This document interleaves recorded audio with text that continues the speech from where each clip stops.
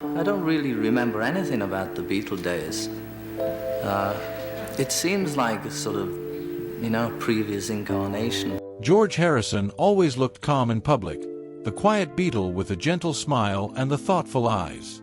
But behind the scenes, there was a war raging inside him for years, and it wasn't with the press, the fans, or even the chaos of fame. It was with the one person who made him feel small, ignored, and trapped in his own band. George was born on February 25, 1943, in a tiny Liverpool house during non-stop wartime bombing, raised in a family that had almost nothing but still gave him everything they could. His mother worked cleaning jobs, his father worked exhausting shifts, and George grew up sharing beds and stretching pennies just to survive. But when he heard Elvis Presley's Heartbreak Hotel drifting out of an open window, it hit him like lightning. He didn't just want music, he needed it. He begged for a guitar, practiced until his fingers bled, and became obsessed with proving he was more than the quiet kid in the corner. When he met Paul McCartney and later auditioned for John Lennon's group, his talent was undeniable, even though Lennon hesitated because George was so young. Still, George earned his place, and the world would soon know the Beatles as unstoppable. But inside the band, the truth was darker. Lennon and McCartney were treated like royalty, while George was treated like a backup player, a younger brother who should stay in his lane.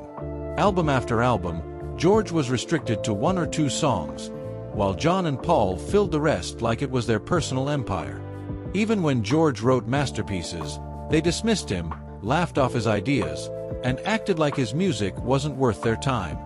And when George turned toward Indian music and spirituality, searching for something deeper than fame, the mockery got worse. Paul rolled his eyes, cracked jokes, and treated George's beliefs like a weird hobby. John didn't help either. He often ignored George entirely, too consumed with his own world. The more George tried to grow, the more the band tightened the leash. His song Only a Northern Song, which quietly criticized the Beatles' unfair business structure, was rejected, and on Sgt. Pepper he was pushed so far aside that he recorded Within You without a single Beatle showing up. Imagine being in the most famous band on earth and realizing you're alone in the studio, creating something spiritual and powerful, while your so-called brothers can't even be bothered to listen. George wasn't just being sidelined musically, he was being erased emotionally. And by the time the Let It Be sessions began in 1969, the tension finally boiled over.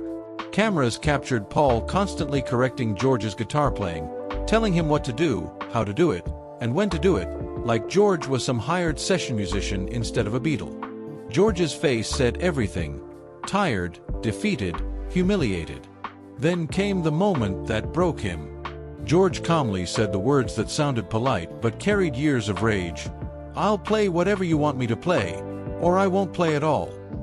And not long after, he walked out. Not for attention. Not for drama. He walked out because he couldn't take another second of being treated like he didn't matter. While Paul obsessed over perfection and control, George was suffocating. The Beatles weren't a brotherhood anymore. They were a prison. Even when George returned, nothing truly changed. Paul still pushed, still dominated, still made George feel like his contributions were unwanted unless they served Paul's vision. George carried that bitterness into his solo work, writing songs like Wah Wah and Run of the Mill, thinly veiled emotional explosions aimed at the man who crushed his confidence. Years later, George admitted something heartbreaking. Paul had ruined his belief in himself as a guitarist. That wasn't just conflict, that was psychological damage. And the betrayal went beyond music. George watched the Beatles fall into lawsuits and bitterness, watched Paul sue the band, watched friendships collapse into business warfare. Even as George achieved massive success with All Things Must Pass, proving he had been a genius all along, the wound never fully healed. The truth is, George didn't just feel ignored. He felt robbed. Robbed of respect, robbed of equal footing, robbed of the joy of creating in a band that was supposed to be family.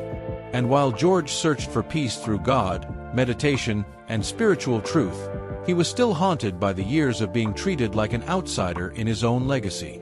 By the time the Beatles were honored and celebrated later in life, They were legends to the world, but fractured men behind closed doors. George carried that pain quietly, the way he carried everything. He didn't scream about it. He didn't make headlines with it. He just held it inside, even as it ate away at him. And when George Harisson passed away on November 29, 2001, his final message to the world was about faith and the search for God. But the truth remains. Behind the calm voice and spiritual words was a man who never forgot the humiliation, the control, and the betrayal. And the Beatle George Harisson resented more than anyone wasn't a stranger, wasn't an enemy, but the bandmate who made him feel like he was never enough, Paul McCartney.